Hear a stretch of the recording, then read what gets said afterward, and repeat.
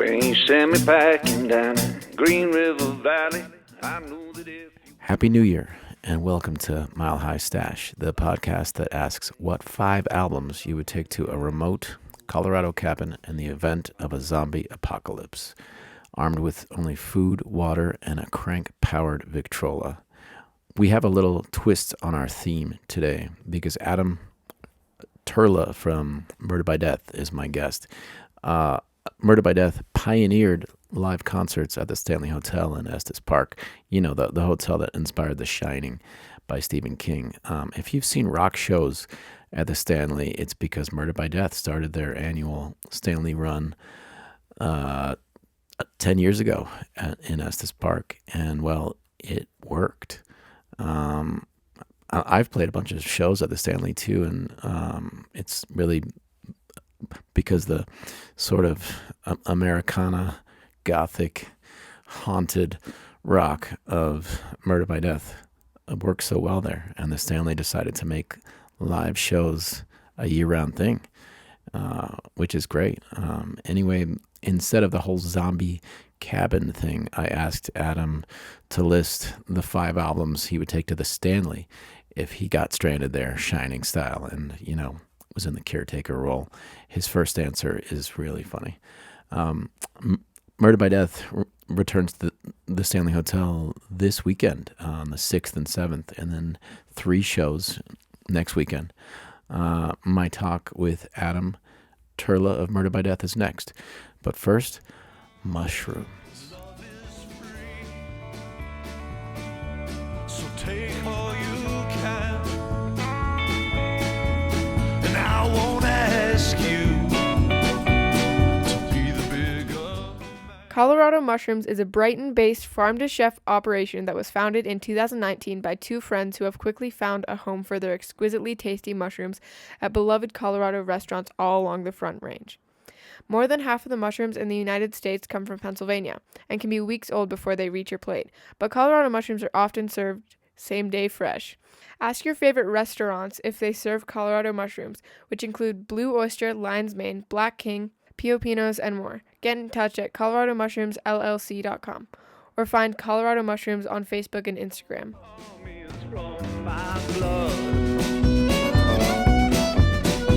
Then show me what I'm really made of. More than feel. Hello. Hey, how's it going, Adam? Good. How are you? Oh, not bad, Adam. man. It's been a while, I think. Yeah, been a minute, Yeah. but sorry I was a little late. Oh, you're fine. It's nothing. 5 minutes. How are you? I'm good. Just I'm in the holiday merch mania right now, which Yeah. it's such an active time for people supporting the band and buying stuff that you gotta do it. And Yeah. and I'm sitting here packing up vinyl and also trying to I was literally just trimming out a door Yeah. because we put a new door on the back of our house and Yeah. and just all these end of the year projects. Yeah. I should probably start by saying that I am currently drinking out of a Murder by Death mug that you only get if you see them at the Stanley Hotel at least 5 times. So I should admit my fandom, before people start listening to this. But first of all, how did you make it through the pandemic? Not just the band, but the restaurant too. Yeah, it was crazy. I mean, honestly, it's hard to almost tap into that feeling. But I was hanging out with some friends last night, and they were talking about that night, like the night that the world shut down. Mm. And we played a show. It was March 12th in Minneapolis. We were on our 20th anniversary tour, and we just had this streak of sold out shows that we were going through, about 3 weeks left.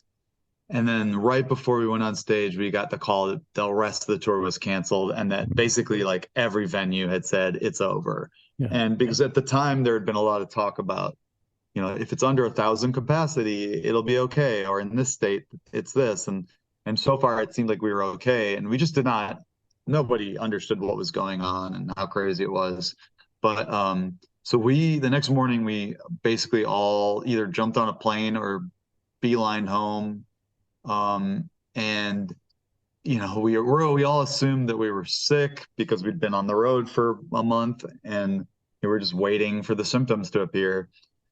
And then the restaurant, then we're like, well, at the time, we really just thought it was like concerts. We thought that Mm. we were thinking it was these big gatherings. We just did not understand the scope of the fear around how transmissible it was.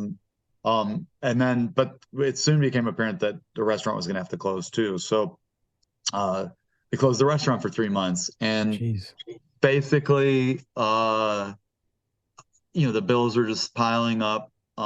We decided to do a Kickstarter because we had just bought like a ton of merch, like to get us through the rest of the tour. Right. And we were just like, they literally were delivered on March 12th. And it was just this massive amount of restocks because the tour had been going really well. And we just weren't at the point in the tour where we had been profitable yet. So we owed, the crew money and, that we owed the band money and, ourselves. And so it's just a really scary time. But, we ended up doing Kickstarter. We started a Patreon. We kind of just pivoted to online stuff, and fans were just fucking saviors. They Yeah. saved us, and it got us, able to pay our bills and, have money to live on. And I basically just ran mail order through the whole pandemic. And eventually we reopened the restaurant. We have a restaurant called Pizza Lupo, which Yeah. is a pizza place. And that was a huge decision. We basically, once we realized that we had to close and we understood the scope of how bad everything was, we said, we're not making people work. This is insane. The idea of making people go in to work during this, Mhm. no. And like the government, this is why governments exist, is to figure out a plan in these extreme circumstances. And, it's like, it was a moment where you have to say, I guess I believe in the system at least a little to Right. step in here and not completely destroy our civilization. And so we basically told employees, like, we've done a lot of research, just like go on unemployment, like you gotta, like, we're shutting down, we have no idea. We didn't know if we could afford to pay utilities for the restaurant, that kind of stuff. And then eventually some grants and that kind of stuff started appearing for the restaurant. Of course, nothing for the band because art is not valued in America. But that we were able to pivot, luckily, because we have this fan base that is so considerate. You That have the was most incredible fans in the world. That's what I think. I mean, honestly, for being a band as small as we are, being able to operate on the level that we do I mean, you've been a really great supporter, and there are journalists who do support us, but as a whole, we're pretty much ignored by most of the music industry. And it's been like that for most of our career, where it just kind of seems like, well, we're just going to keep making art because at least there's enough listeners to sustain it. But anyway, yeah, I mean, the pandemic for us was totally traumatic, really scary. I really thought at one point that we were going to lose, like our house, our restaurant, the band was future, momentum is really important in music. Mhm. But we've been just we went out and we've done 2 tours since then. And we're working on stuff for next year. We got the Stanley shows coming up. So Yeah. the band shows up tomorrow morning. We're recording some cover songs. Oh, great. And then we're about to get back being busy with them. Yeah. I want to ask you about the new album, but first, I would like your first choice for an album in the situation where you were stranded at the Stanley Hotel. It's snowing. It's only you. Unfortunately, Sarah's not there with you. Maybe the dog can be there. I haven't thought about that. But everybody has seen The Shining, and just imagine if Adam from Murder by Death is stranded, Shining style, and is the caretaker of the Stanley, and there happens to be a record player there. Uh, what is your first of 5 albums that you would bring with you? I'm gonna be honest that what would really happen, I'm gonna start with something that messes up your question, but it's what would really happen is that I would make up stupid songs that I would just have running in my head Right. the whole time. And I would be singing songs like about pee pee poo poo or something. Like I would literally, that's my Jack Nicholas, or not Jack Nicholson, and The Shining would be just me going insane singing songs about the dog and pee pee poo poo. Like the Pizza Party song too. It would be something like that. It's yeah, like I have these little songs I sing to myself. That Sarah just will eye roll me, or but living with me is I'm constantly making up like very Yeah. very silly songs. So that my first song would be the true song, or the call it an album of insane nonsense hits. I like that choice, especially if you could somehow, after this experience of being stranded is over, then you actually make that album of the silly It'll give songs. me a project to do while I'm Right. stranded in this horrible hotel. You seem like a deadline person. I have a lot going on, and I'm I'm a consummate list maker. I have a daily list that's just like usually like a junk mail envelope that I'm just write out what do I got to do today, and Yeah. it's my way of dealing with how much I have going on, because I have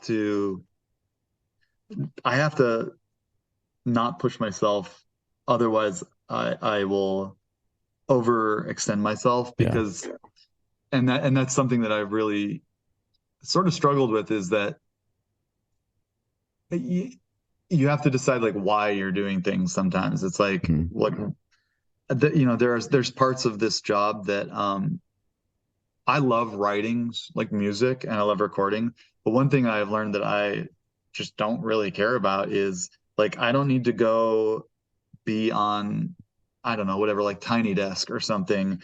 Like I don't care about the like accolade of it. Mhm. I honestly don't want to have to fit it in when I'm already playing a show in New York City. Right. Like having to play a second show that day is like, this is a nightmare. Like it's not like I've really started to learn like what things are extra. And Mm.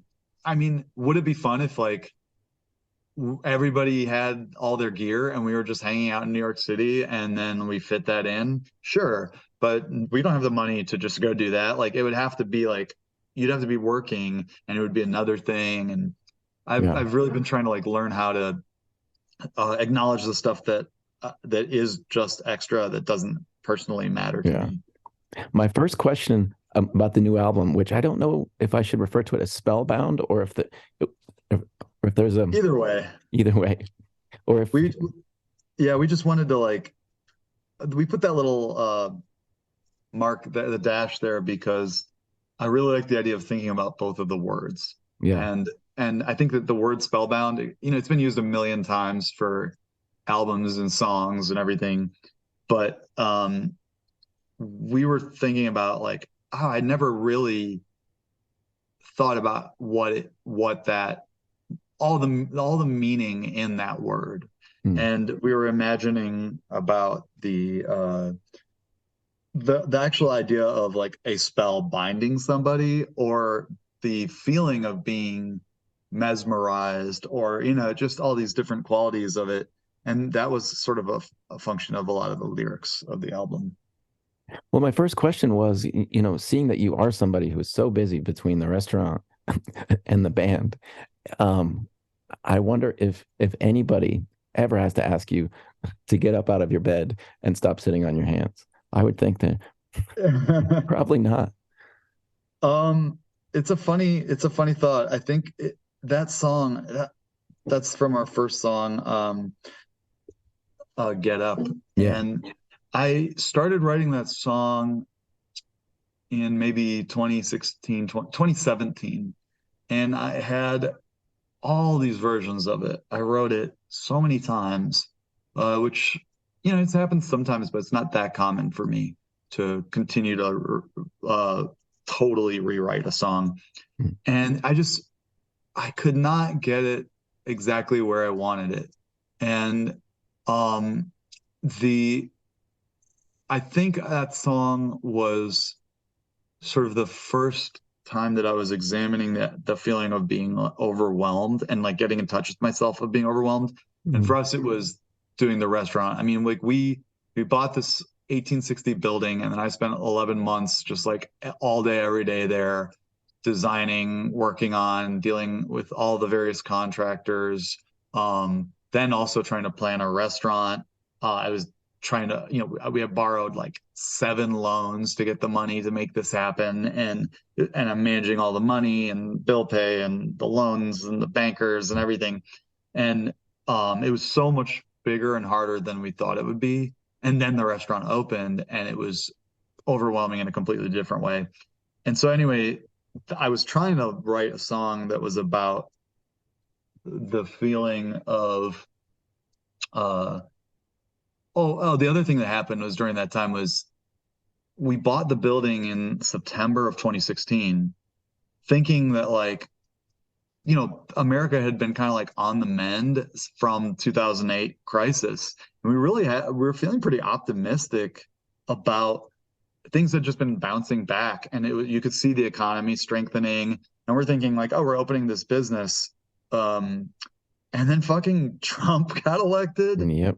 like as we're doing the build out, and we were like, we were trying to open like a modern Italian restaurant in Kentucky.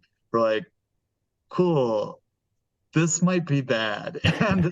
And it was bad for a while. Mm. And it was hard. I mean, it was, people who just like weren't that familiar with like Italian versus Italian American food. I mean, at one point there was Nazi propaganda that somebody left in the bathroom Oh there. Lord. Stuff like that, where I mean, there was all kinds of crazy stuff that emerged from the influence of that presidency that was really, we were like, we did not feel good about the economic implications. And so it was really scary and overwhelming. And then when the pandemic hit, I started working on this song again. And like, it was the realization of that fear and overwhelmed feeling manifested into song.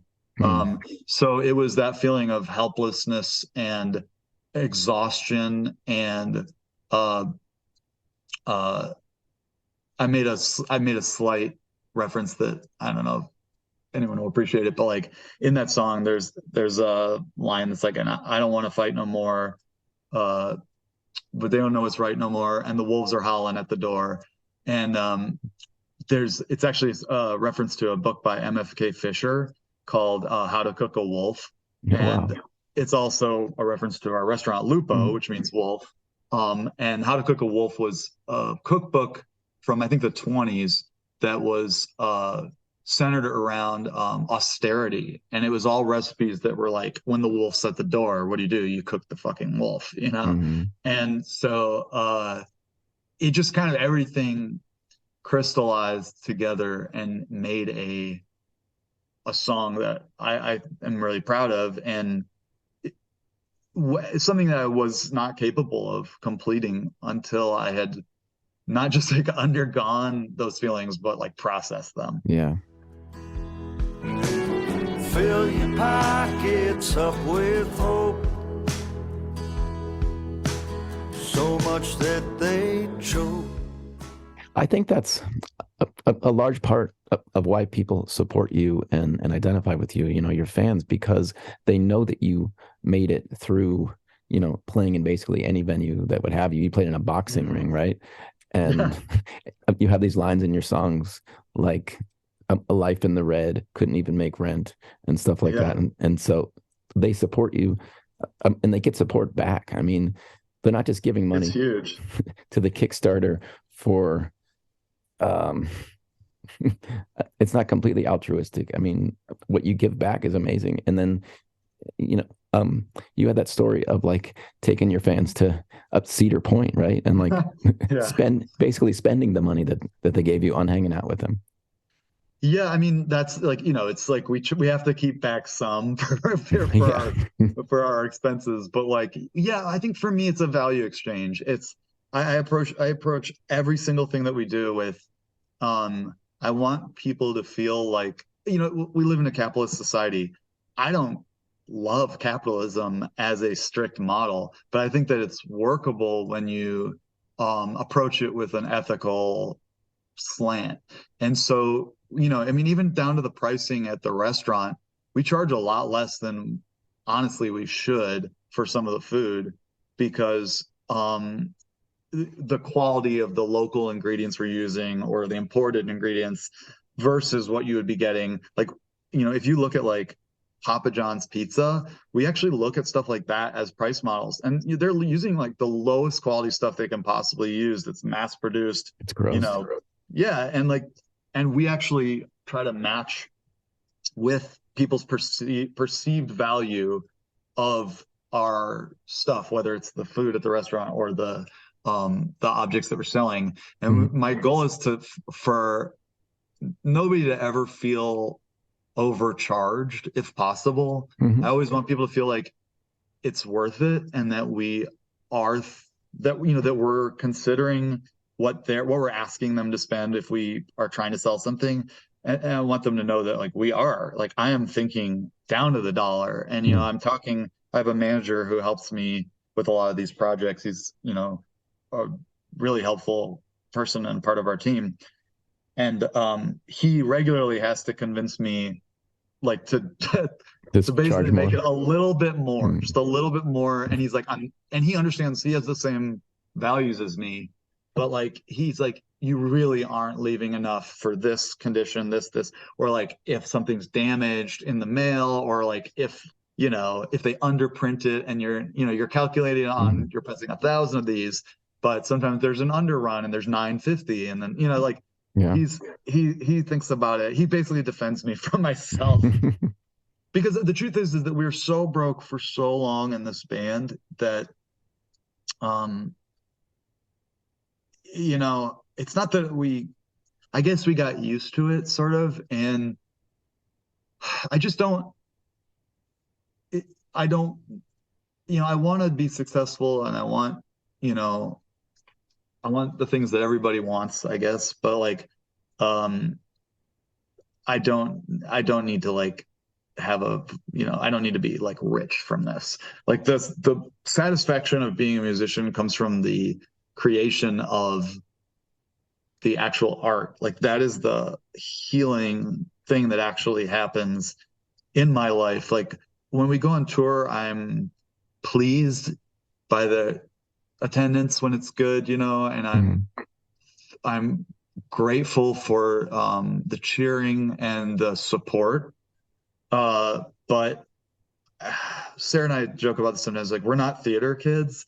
Like, we don't like being up on stage is equally stressful as it is, uh, engaging. And like, I Mhm. would rather, like, I just want to make art in my life. And sometimes that's, it's like I've got these comics that we've been like, this Christmas, I'm doing a promo where I was just like, I forgot people actually like autographs and they might like that for Christmas. So we're just like autographing the last of the hardcover ones and selling them. And it's like, this project was cool because I can't draw for shit. I can't do physical art. And we got to hire 20 artists that can. And so for me, getting to work on ideas with them and to pick the artists and curate it, that was a side of basically what the project is there's for people who don't know, it's we it's 20 artists and I had them each pick a Murder by Death song and they illustrated the lyrics in like comic book style panels. And Oh, that's awesome. yeah, and so the idea is that it's like a lyric book, but it's presented as if it was a comic of like Tales from the Crypt or Yeah. something. Fuck And yeah. yeah, and it's fun. And it but I got to work with all these great artists and like watch their process. And it, you know, it makes me feel because it's my idea and because it's my like, you know, project that I've curated, it gives me a sense of satisfaction that like I made something. And also the main reason I thought of doing it was that it was a way to give money to the artists that we work with during the pandemic when they were Mm. all like people were messaging me like, yo, you got any work? I'm a tour poster designer by trade and Right. nobody's on tour. And so I'd just be like, yeah, actually here, do this for me. And Mm. that's how I got the idea was I was literally just trying to give people work. And You even send that people birdhouses. oh yeah. That was Well, incredible. yeah, so I did a post where I said I was going to do 25, but I did 100. Um I said like if you're a first responder, Mhm. you know, or you know whatever, like whether you're a checkout clerk or a you know ER doctor, just shoot me an email and I'll send the first 25 people. I'll make you a birdhouse just during because it was like it was at that time in the pandemic where everybody's just like trapped in their Stuck. house and Mhm. it was spring and I was like, man, people should just look out the window and look at some birds and that would be nice. And I needed something because I was so stressed.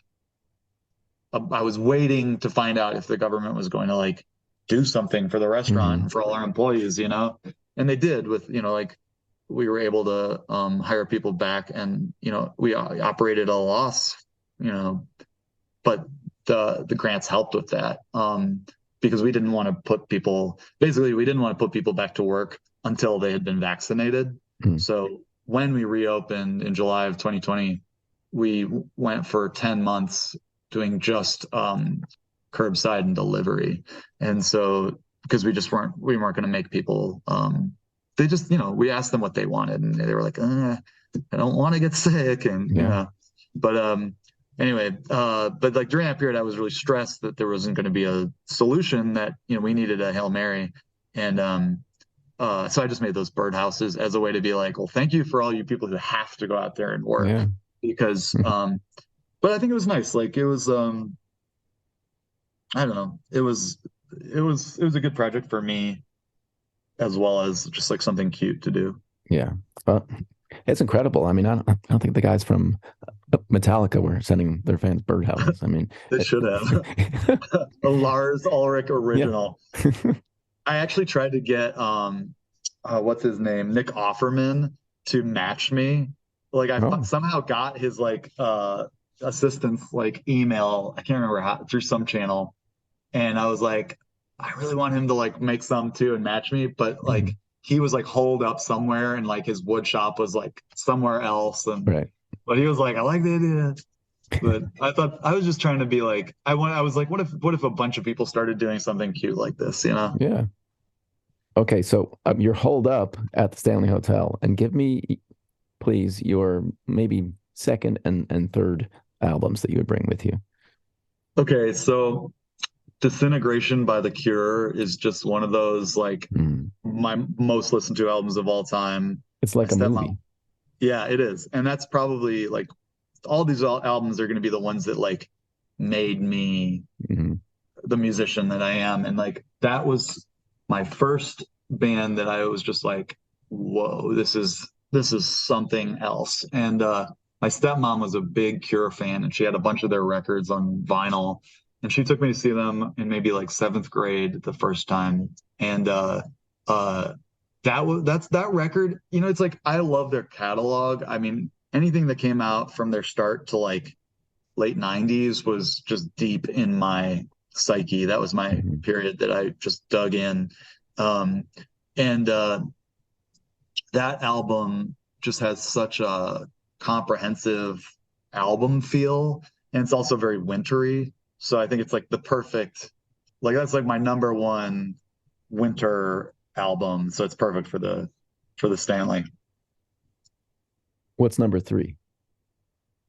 Let's say around that same time, this it's funny because I started getting into music in about sixth grade, and I got deep in about seventh grade, and I started just being like, oh, this is like a part of me. And I would say my number two, I was in a car.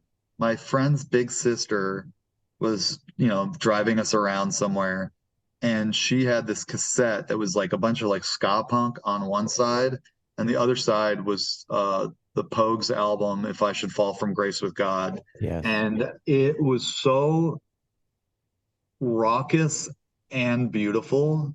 And I was Mhm. like, whoa, you can be both. And the lyrics were the best I had ever heard at that point. It It's like was like, James Joyce and punk at the same time. yeah, and Yeah. exactly. And that became a hugely important band for me in understanding what I think is interesting about music.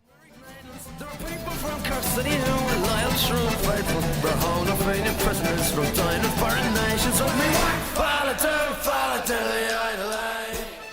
Located in Heavenly Gold Hill, Colorado, the Gold Hill Inn was built in 1924 and has been owned and operated by the Finn family for the last 60 years. The inn is known for its fabulous 3 or 6 course meals and unforgettable concerts by local artists, from Gasoline Lollipops to Gregory Alan Isakov. To get up to where time stands still, take Sunshine Canyon or 4 Mile Canyon from Boulder and experience the Gold Hill Inn's wonderful food and music with all the fixins. There you see the chunkies and the mountain unsustainably, the pink, the blue, the orange and green, the colors of our nation. Because I don't respond to a lot of music. I think like I see people making these lists like my 30 favorite songs of the year or albums of the year. I'm just like, if I love one album a year, that's rare. Mhm. Like I don't, for me, like in the music world, it's not, I just don't respond the way that I did when I was younger. Mhm. Maybe because I'm too close to it. Um, just it being such a part of my work. But that period of my life, stuff leapt out at me in just enormous ways. And that record and Shane MacGowan's swagger and lyrical prowess was just like Yeah. staggering to me.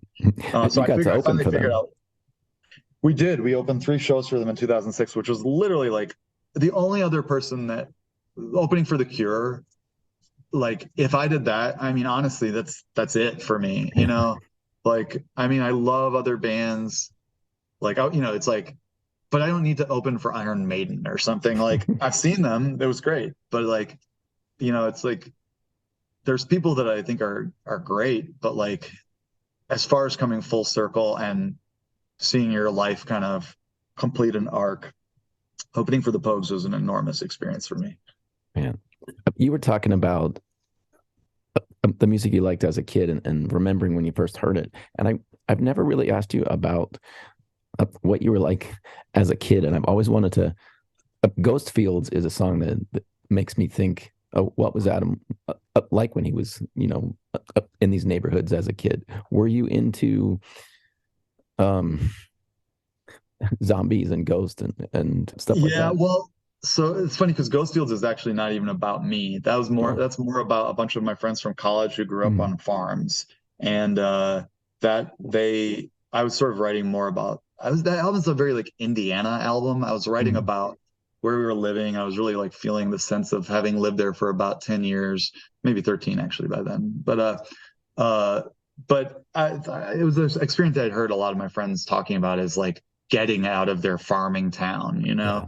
and that and also just like the American implications of that, with factory farms and everything. But when I was a kid, I was a weird little nerd. Like like I was you asked about like ghosts and stuff. I was just thinking about this recently. I, I started reading really young.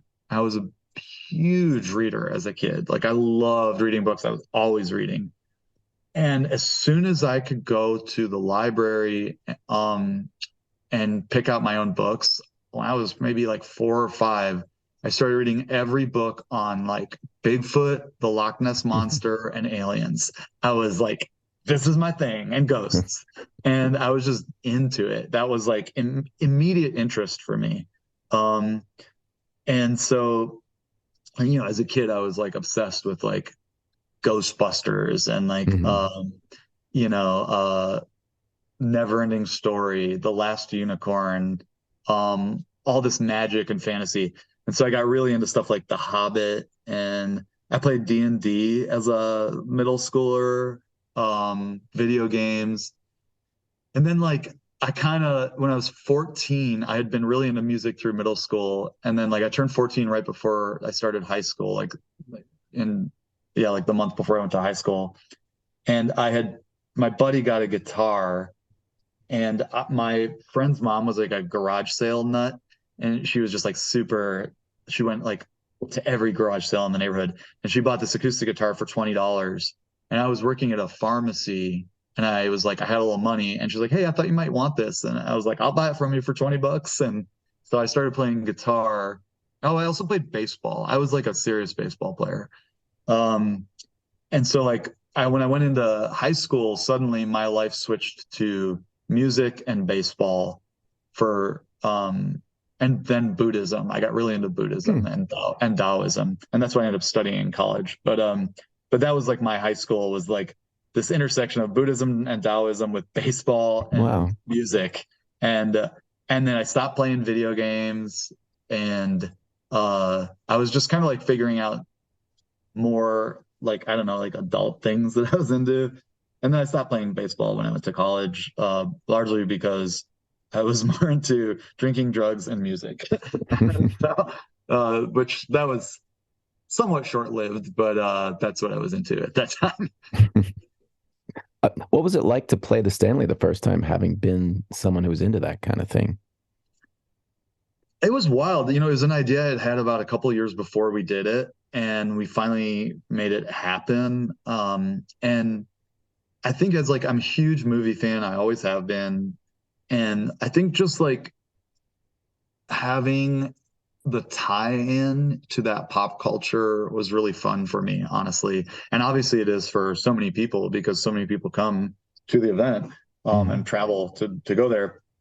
And I did not understand what I was doing. You know, I did not know that it would be such a phenomenon and that 10 years later we'd be talking about, I mean, I don't even know, I have to go back and count, but like how many shows have we even done there now? It's so many. It's like 30, 40 something. And Mhm. um, It used to be three, and now you're doing five. Is that right? yeah, we've done five. It's hard to keep track. Yeah. So I think we've done five 4 times because we did like the big outdoor ones in Oh yeah. 2020, I guess, or 2021. I don't even remember with the pandemic anymore. But yeah, we have not missed a year. Oh yeah, it would have been 2021. We did the outdoor ones, which was like it would In have been summer. doing like 6 or 7 as far as capacity. But Mhm.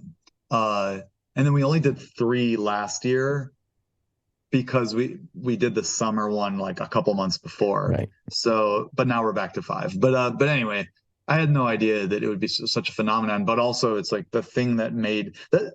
You know, you were asking me about like we were talking about value with the fan stuff. Mhm. I just try to think like, what do I think is cool? Um, Right. and I just try to be like, okay, well, I have a vehicle to make cool things. So I'm going to make them and hope that other people think they're cool too. And that's what you're doing when you're starting a band is you're saying, this is what I'm into. I'm making the art that I believe in. Um, and I think that's what's so strange when you get into like review culture. Review culture of like art sort of ends up just being somebody else saying, yeah, it's not what I'm into. And it's like, you know what I mean? Because it's like imagine the thought that it takes to like create just an album. It's so much work, you know. Yeah. You have put months or even years into making thousands of micro decisions to do something the way that you think is best. And sometimes, you know what, sometimes like an album doesn't feel that great or it feels lazy or whatever, and that's true. Sometimes you need somebody to point that out. But like it still took a ton of decisions and it took somebody saying this is what I think is cool. And that's all it really is it's somebody trying to execute something that they believe in. And unless it's, I guess, like, just like a grab at like pop stardom or something. Right. This is assuming we're talking about something that like falls under the banner of art, you know? It's genuine. Yeah, just like, but it's so interesting to me when I see like commentary on something that I think, whether it's my own or somebody else's art, where it's like commentary like that basically doesn't get it and then criticizes it because it's such a strange, it's just such a strange concept, the idea that like there's no response from the artist, you know? It's Mhm. like the critic acts as if there's a conversation happening, Right. but it's Right. but like but it's like the art, it should stand on its own, but you also don't get to explain your own art in the art because that's tedious. you Right. know? So That's like what I so was you talking can't. about with the podcast too. That's what I was talking about is having you actually speaking for yourself instead of some asshole journalist basically saying, well, I interviewed this person and this is my interpretation of what they meant and here's some of I what they said. Well, I think it's great. I mean, I think like obviously like I love journalism because it gives you presenting a question sometimes gives a person who's asked the question an opportunity to think about something they have never really thought about, or Mhm. it gives them an opportunity to express themselves. So it's very valuable. And it's like I've had great interviews with people that I really enjoyed talking to, and then the product that came out afterwards surprised me or was Yep. disappointing. And everybody's done that who's ever been on that side of the mic. Or Hmm. it's like, or somebody paraphrases something and it takes a different meaning or appears to have a different meaning.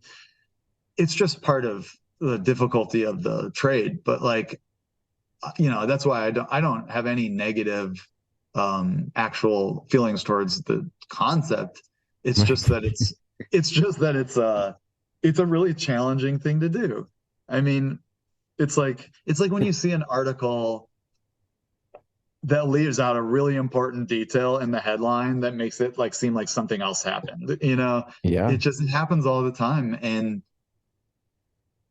editing is a very, very hard job. It's Um, not that hard to not misquote somebody though. I gotta say, it's yeah, not that hard. no, you're not Just, wrong. I just think like it's a lot. And it's like obviously like with our weird with I mean, it's like newspapers don't pay what they used to, and yeah. clickbait is the way to generate money. It Hmm. creates a different kind of content. But it's a challenging time. So I try not to be like too aggressive. But I don't know. I'm always surprised. Like whenever there's an album I really love, there's like a couple places I'll check to be like, surely they hated it. Like, because or if there's an album like this is the worst thing I've heard in years, and I'll check to see who loved it Hmm. because it's just like it gives you this like perspective on um just like the other in your world. Like, it's like there's just so many ways to look at art that you have to like sometimes you have to like check in with the stuff that is going to shock or surprise you. Yeah. Well, I think one of the things that's actually good about social media and also Spotify, which after what happened with Neil Young and Joe Rogan actually dropped off of Spotify, but Mm-hmm. um, I don't think many albums are getting popular or unpopular quickly just because some critic didn't like it. I think it's more crowdsourced now. It's getting popular, because people are listening to it, and that's it. And so there's not. It doesn't seem to be that like one bad review in Rolling Stone or even Maximum Rock and Roll or something is completely turning people off. Where a critic There is was a on a there was a mountaintop. time where like if like one of the flagship publications like did an early bad review, then Hmm. everybody was kind of jump on the bandwagon. You were done. And The album was done. yeah, I've seen that happen, but not for a while, at Yeah. least not that I've been paying attention to. But yeah, Yeah, I mean that's the thing is that the technology is constantly changing the way that everything works. And I mean, like obviously like the AI art thing was the big thing this week. It's like first of all you see all these people posting their portraits, and then like 2 days later you start seeing artists be like, "What the fuck?" Yeah. It's just like, and then you start seeing like the crazy contract stuff, and where it's like, "Oh, cool, the robot is using your image to teach itself." Like, great, awesome. Nobody understands how this technology really works. Awesome. It's like we're constantly having to revisit even the innocuous things like this app. I'm surprised people didn't learn from those photos that made you old. Remember that? Yeah, And what I happened don't do with, any of that shit. oh my God. Well, what happened with that um, was that it turned out that some Russian disinformation campaign was getting everybody's info from them signing up for those aging photos. Yep. And now that we're in the AI thing, I'm like, didn't you learn from what happened before? Why don't you just opt out of this? Just Yeah, I say, mean, it's just like nope. everything is a deep fake now, basically, Mhm. where it's like anything that you are putting out there is just more content for whatever crazy iteration of the singularity is Yeah. next. It's Yeah. like, which is, I think I'm not a conspiracy theorist warrior, but it's like, I've talked about this with Sarah, where it's like all this stuff it's like if you've ever read about singularity stuff, it's interesting, and it's this idea of self-aware Yeah. AI, and so for me, it's just kind of like it's the idea of not needing human interaction to control whatever the process is. But like, Mhm. but for me, what I think is so fascinating is like, well, we're already doing that. It's like we're Yep. already in it.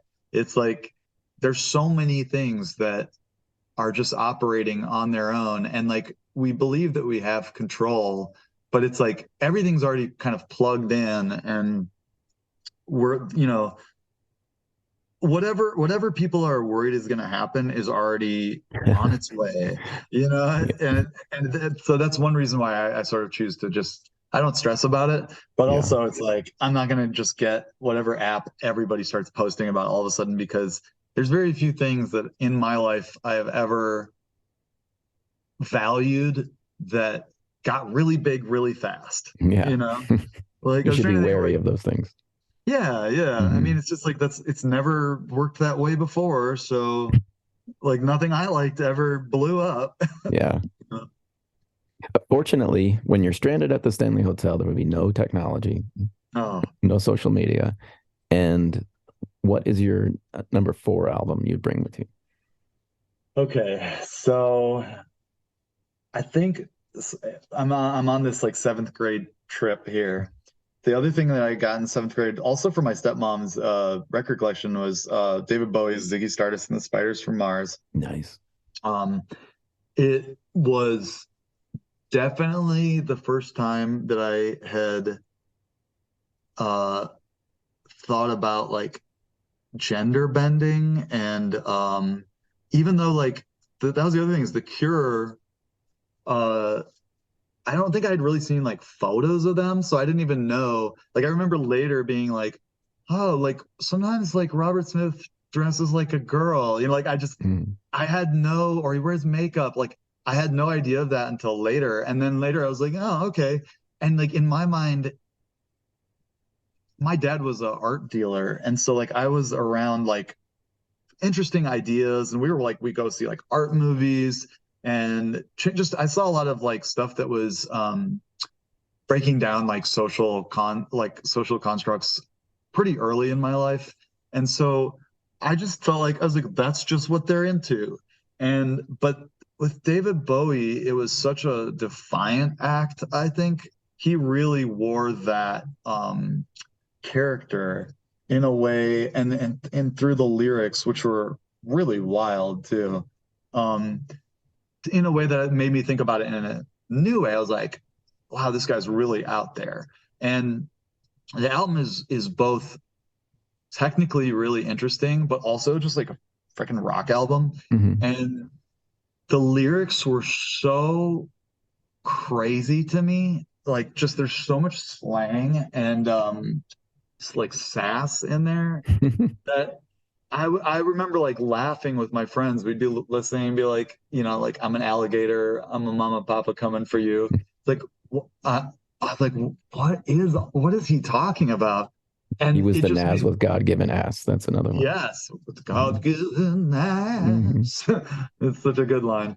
But yeah, but he was so out there that it opened up my mind to a like form of expression and just sort of like there was a freedom to it that Mhm.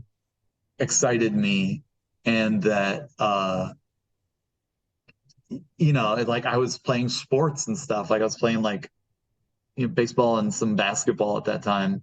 Um, and like there was nothing freeing about sports that I could find. There was no like you couldn't be yourself. I mean, even at that time, like realizing that I was like a weird kid and that like pretty much everybody else on the team that was weird got like weeded out by the The jock jock culture. type. Mhm. Yeah. And like I remember watching like talented kids just kind of get like pushed out of the system because they were a little weird. And Mhm. like I was like hanging on in that world for a while because honestly, probably just because I was a lefty pitcher and we were rare and they probably had a big opinion about weirdo lefty pitchers. And like, but anyway, I saw like a freedom in that excited me. And so I don't know, like I would listen to that record. It doesn't have a lot to do with the setting, Mhm. but um I think it would the sense of freedom might be valuable when you're trapped in a place that you don't feel like you have that freedom. Your new album has a lot of slow songs on it, and it's amazing how they're slow, but they're still powerful. And that's something that I think is hard for a lot of bands to even think to do. And my question for you is, how do you think that you and Sarah and your other bandmates, when you were younger and you were making, this music that something like Rum Brave or Brother, that's Mhm. punky. If you heard Spellbound at that age, what do you think you would have thought about it? I'll tell you right now that I think that this record taps into actually a period of writing that we were doing before either of the songs you mentioned. Oh Because wow, like Brother was 2006 and yeah. Red Tooth and Claw was 2008. And I mean, we started the band in 2000 and most of our stuff was really slow early on and very dark and Mm-hmm. it's more like orchestral kind of stuff. Um, when you go back and listen to our first two albums, most of it's pretty plotting. Like I remember a review that my friend wrote, like later we would become friends, but um he wrote in like 2001 that described our music like the magma flowing down a volcano. Like it's like slow but deadly. Right. And I remember thinking that's really clever. Like, and that is what it is. And it's like he was able to describe something that we were trying to make in a way that we had not processed yet. And Mhm. That's what so Riders is like. That song Riders is yeah, definitely like magma flowing. yeah, and that song, that's my favorite song on the album. And it's interesting because it's honestly like probably a top three song for me, and I love it. And Wow. it just came out.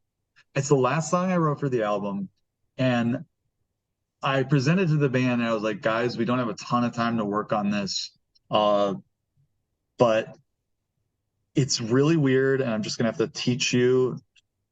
I know how we're gonna have to arrange it because it's gonna take forever to do it otherwise. And basically, what I did was I made everybody in the band learn how to play. I think there was like three different main parts, like just like a three different distinct melodies. Hmm. And so everybody needs to learn all of them and just call it like one, two, three. And then I'm gonna like conduct you and I'm gonna be like, okay, you two play part one. And then and when I point to you, Sarah and Emma, you come in with part number 2. And so what's happening in that song is that we're actually like trading melodies across instruments and inserting them strategically for the arrangement. Wow. And they overlay in different ways. And there's all it's really more of like a composition with this airy kind of vocal singer-songwriter thing happening over it. And anyway, I was really happy with how it came together, and it seems to be a fan favorite, so that made me really happy. So let 'em ride. Let 'em ride. But yeah, I mean, the slow stuff was what we got into. And then I think what happened was that because we were doing so much like punk, kind of like we're playing like basement show punk houses, and that was the world that basically got interested in us.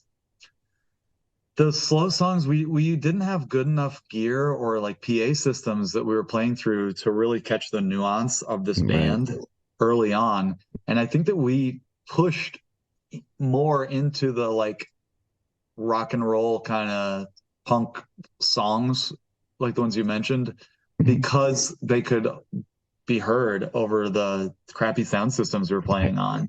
And I there's a part of me that wonders, a lot of those songs are responsible for our popularity, but there's a part of me that wonders like what our trajectory would have been if we had had a like less DIY experience in this industry. Like there's this trend of music in the last like 10 years that's honestly just based on the fact that the clubs are so much nicer than they used to be, Right. that could not have existed in this like basement show DIY space culture that we came up in, simply because you would never have heard what they were doing, and it was just not effective live music. And now there's like this like much chiller stuff that like has been able to get popular, and because it can translate. But so I don't know, like I always wonder sometimes like what if we had stuck to that? But the truth is I think it was more exciting to explore different sides of the potential for the band and have more variety, and as a career, you know. Yeah. But we're still here, so It worked out. You can't change the past anyway, so yep. yeah. A lot of people don't know that Murder by Death really started music at the Stanley, and I'm surprised by that, you know, because Really? I just assumed everybody knew. no, they take it for granted now, you know, because they've seen Leftover Salmon there, or they've seen a Debauchka there, and they say, oh, there's music at the Stanley, and I'm constantly telling people no, that it happened because of Murder by Death, and Yeah, nobody had ever done it. yeah, of how much a part of the Colorado music scene do you feel like, not just the Stanley shows, but in general, is this like a second home for you? I think it really has become, I think whether or not it's like, you know, so Tyler, our bass player, lives in Denver. Yeah. And we started seeing, you know, Denver blossom into the music scene. I never would have guessed it got as big as it is now. I mean, it's like the #1 selling music market in America now. Really? And yeah. And as far as like concert tickets sold, I mean, Red Rocks, the capacity and the popularity really help with that. And the fact they're like doing shows like every day. Now there's Mission Ballroom, which is also 4,000 Yeah. people, and they have shows every night, basically.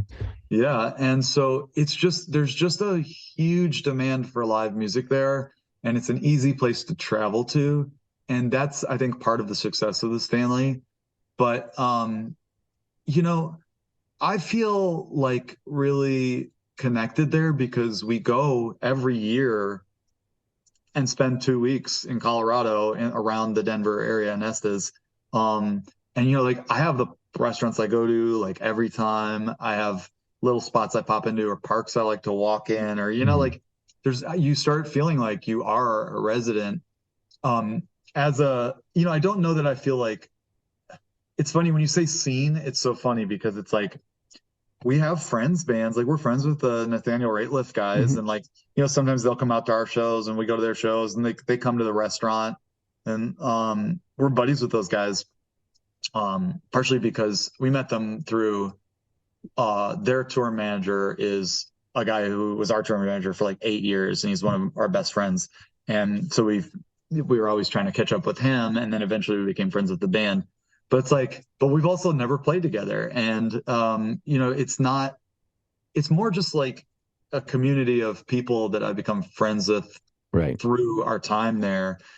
I think at this point we're just such an established act that we kind of just show up and we do our thing, and uh you know, like we try to do like fundraisers occasionally that are in that area, or you know, when they had those wildfires in Estes, we raised a bunch of money for that. Yeah. And like, you know, that kind of stuff, or like we try to like stay in touch with it even though we're not residents, but we're there.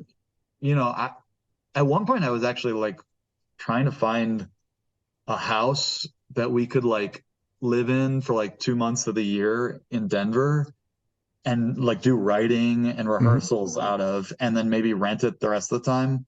But basically, it's just too pricey now Yeah. for us. But like, I was seriously considering like spending part of the year uh, just like setting up like that being the band's home. But I think we got priced out, unfortunately. But um, but you know, we just don't have the money to have like a house that just sits there. Like if it could be a rental or something, and we could be there part of the year, cool. But so yeah, I don't know. I mean, I guess my point is we've really considered uh like making it more of a home Hmm. even. But just going back and doing a yearly thing is something that I think the band really needed. We didn't have traditions before the Stanley. And Yeah. I have said before to friends and family and in other interviews that like the year we started the year everything changed for us was like 2012, where we did our first Kickstarter in 2012, and we put our first Stanley Hotel show on sale in 2013. And like all of a sudden, we had been doing DIY things the whole time, like booking our own shows or like putting out our own vinyl or you know doing self releases. But all of a sudden, doing the Kickstarters and then combined it with the tradition of the Stanley, we actually had like a thing that was going to happen every year or every other year for the Kickstarters. And it became this really an anchor that we had never had before. Yeah. Because I think when you're in a band, especially when you're as young as we were, I mean, we were 18 when we started, and you are just like, what is the expression? Like serene on the surface, but paddling like hell underneath. Hmm. It's like a duck, you know, or a swan. Uh, you people, it appears like you're doing this fun, cool thing that you're playing shows, but it's like you're really juggling a lot of different work. And you know, it's like you're doing travel logistics, manufacturing, you're rehearsing, you're playing live, you're not sleeping, you know, you're like all these things that are, and you're just hoping, I guess, that you reach some manageable level of success that like pays for itself and then makes it worth the work. But it kind of never really happens for most people in any tangible, healthy way. And so you end up like having to stop or telling, you know, or having to quit because your real life gets in the way, or, you Hmm. know, and it's like, but that created like a stability for us that actually felt like healthy. And Hmm. I think it's like being able to say, okay, well, I'm going to manage this Kickstarter and do it within the means that I think are feasible. And then doing, like, knowing that every January we're going to have our Stanley shows, it created both like a economic stability that we had never had before, and also just like a predictability to our year, you know, Yeah. which Does this we never had that before. does the Stanley still have a mystique for you, you know, with the hauntedness and all that, or after 10 years, is it, well, that's Depends on just, the day for me, but yeah, yeah. I still every time I go, every year I go, I have like a feeling of like otherness that happens, whether it's just like that I'm struck by the grandeur of Rocky Mountain National Park, Mhm. or the feeling of the property, or the, or if something spooky happens, which does happen sometimes, and then, or just the feeling of gratitude for the event and the Mhm. stability of it. And, I have a big feeling experience every time I go up there. Mhm. So yeah, actually, with no, yeah, just in total honesty, it has not left me yet. I thought it would. I thought I would feel a little more like jaded, or Mhm. I just, you do something for long enough, and like if you're honest and you're not just like pandering, like, this is a fucking job. Like this is a job for me and has been for a long time. I also, but if you're going to talk about it honestly, you have to acknowledge both the stuff that feels like work and the stuff that like gives you real satisfaction, and then the stuff that gives you gratitude. And that's never gone away. Like that event, it's, I mean, we have talked about, I think what the trajectory of the band is that eventually we will stop touring altogether except for the Stanley. And Wow. that's the idea. And that the idea is that, to borrow what the Pogues did, they would do a Christmas show every year in Dublin. And they did that even after the band was like broken up for a long Right. time. And they would just do a traditional show. My friend Jackson flew out to see it once, because he's my buddy who's a similarly huge fan. But it's just one of those. I think having an anchor like that in your life can be really positive. Yeah. It's hard to imagine for me, like going on tour in my 70s or something, like like Fleetwood Mac or something. Mick Jagger. Yeah, I'm really impressed by them. But like as you get older, it's like the idea of just being like having a known quantity and be like, oh, that'll be nice. It'll be fun to see the band. It'll be nice to see the fans Hmm. that I know from over the years. And Yeah. like that you start to say like, oh, actually that stuff's really important to me. Yeah. It's not just like my job that I'm stressed about or tired from. It's something, bigger. And just something that 100% you want to do. Yeah. Yeah. And you're doing it then presumably because that's the thing you want to do. You're not just like going out because you have to. Yeah. That's the thing. There was a point where I resented it a little in, like maybe the early 2010s, where we were just having to tour so much because we just weren't making that much. Yeah. And just like to be able to make ends meet, we had to, you know, do so many shows compared to what would have been sustainable. And so then you start to resent having to do that and having to work so hard for that $100 or whatever. And it's like, cool, I drove 8 hours today, slept for 4 hours, I got $100. Like, okay.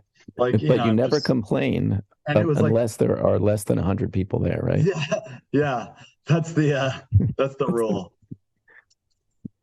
That time in Boise when they were 99 paid, we let them have it. The greatest concert I've ever seen was the Pogues in Dublin in 2007. I was there for Oh, nice. one of the Christmas shows, and it was my first time in Europe. And they did Fairy Tale of New York, and Hell yeah.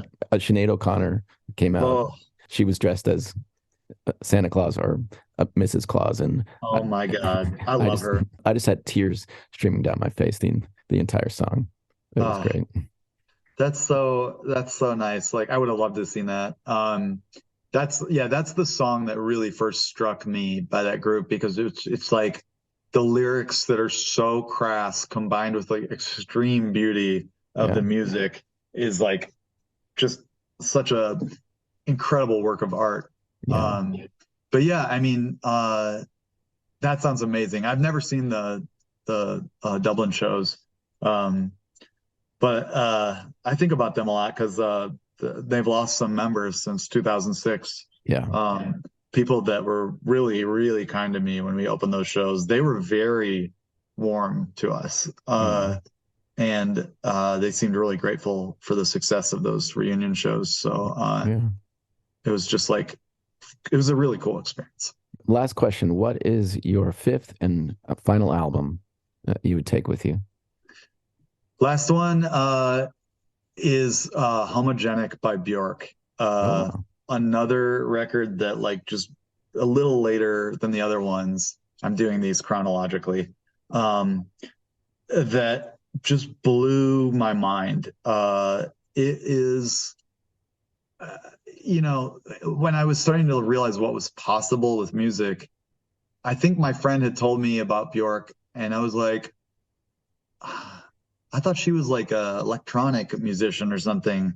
And what I did not understand until I got this record, until she played it for me, was how it was both uh, super organic and electronic, and that there was a level of composition and artistry that was just so so much farther in the direction of you know, challenging art than I ever knew was possible in that genre, or whatever I thought she was, whatever I had assumed was her genre. And that record just like blew my mind about what was possible. And I got really into one of the things I loved about that record was uh, she's very spare with her lyrics. She doesn't write treatises, and Hmm. you don't realize how few lyrics there are until you're looking at a sheet of them and Right. you say, oh wow, there's only a couple lines, but they're really powerful and they're used to great effect. And it helped me, I think, as a songwriter to understand that sometimes you don't need to be so verbose. And that's something I have trouble with anyway, is just like articulating my intentions so I can prattle on sometimes. But it helped me as a writer to just condense. And songs like Hunter, another incredible winter song that just feels like you are in like an Arctic tundra, Hmm. like pulsing with a snowstorm. And she is a huge influence on me. Uh, and there's a couple songs that I've just like literally been like, I'm going to try to write a Bjork song and try to make it fit into the Murder by Death world. Wow. And there's it's like two or three of them that are just like straight up homage uh, or point of inspiration. And in fact, actually, so we're working on this covers thing. So we did these As You Wish albums Right. where fans could like pick a song and we'd cover it. And we decided that we're doing one that will come out next year called As We Wish. So each Songs that person you want. each person in the band got to pick one song.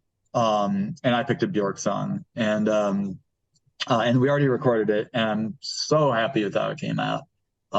And so band's showing up tomorrow, and we have to record three more. We're doing the covers. But we're also when we did the Kickstarter this year for our latest album. On the last day, we surpassed TLC. They had a Kickstarter, and I guess we raised more than that. And so the joke was, if we pass TLC, we will cover a TLC song. So we're recording that this week, That's which I'm awesome. like excited and intimidated about. But it'll be a so we each picked the six of us each pick a song, and then we're doing a TLC song. It'll be a funny release. It's just kind of like it's like a little sidecar uh release where it's more for fun than anything else. They're great though. I mean, I think my favorite one is the Megadeth cover. That was probably my favorite one. That, you know what? I'm really happy with how that came out because I loved the idea of covering Megadeth because Dagan, our drummer, when he gets like really drunk at a show, which it's been a while since he's been this drunk, but like we'll be driving to the hotel sometimes afterwards, and every once in a while he'll just be like, I have to hear the album Rust in Peace right now. And he will like just make everybody blast that album. And so it's this like hilarious the fact that somebody else picked the song, Mhm. but we didn't know what to do with it. And then when we realized that we could give it like an almost like surf samba feel, Right, it right. made it so funny to us at least. And um to just like make it like sleek and smooth. And I just think it's such a laugh. And that's the fun part of doing a cover is like sometimes there's a song that just like it's poignant when you cover it. Sometimes you just got to make it funny. Like it's just go for something totally different. I'd like to see a show where you only do the covers from the As You Wish albums. That would be really awesome. I've thought about it, but the thing is, we literally like we would go in having like I have not rehearsed any of these songs, and we go in and we would do like 2-3 songs a day, and we'd get some music out and we run it for like 30 minutes, Right. and then press record, and then it's like Kind of forget about it.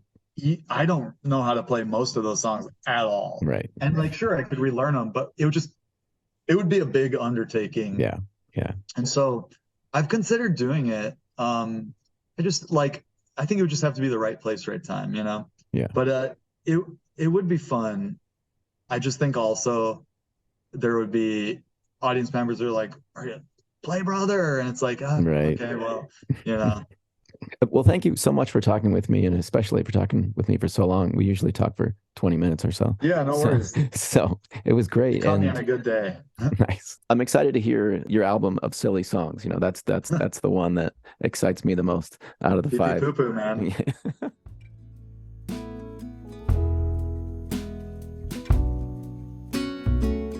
I'll give you another hour, then I gotta run. I gotta. Thanks for listening to Adam and Adam on this episode of Mile High Stash, which was more like Stanley Hotel Stash. I've definitely experienced ghosts there, but now I'll just be thinking of potty songs when I walk in.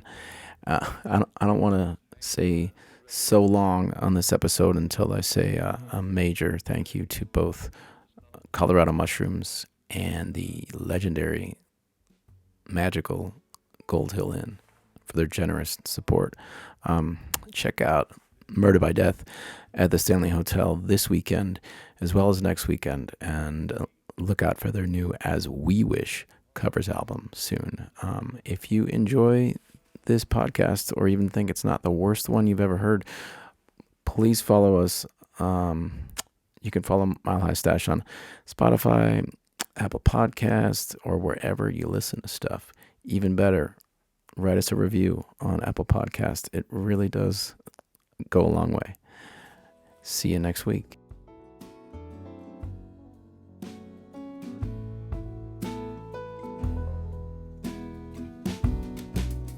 So you wanna rise above duality, you wanna transcend day and night. Yes, I'm old-fashioned, I just don't share your passion for ever-changing eternal twilight. Go on and give oblivion a shot.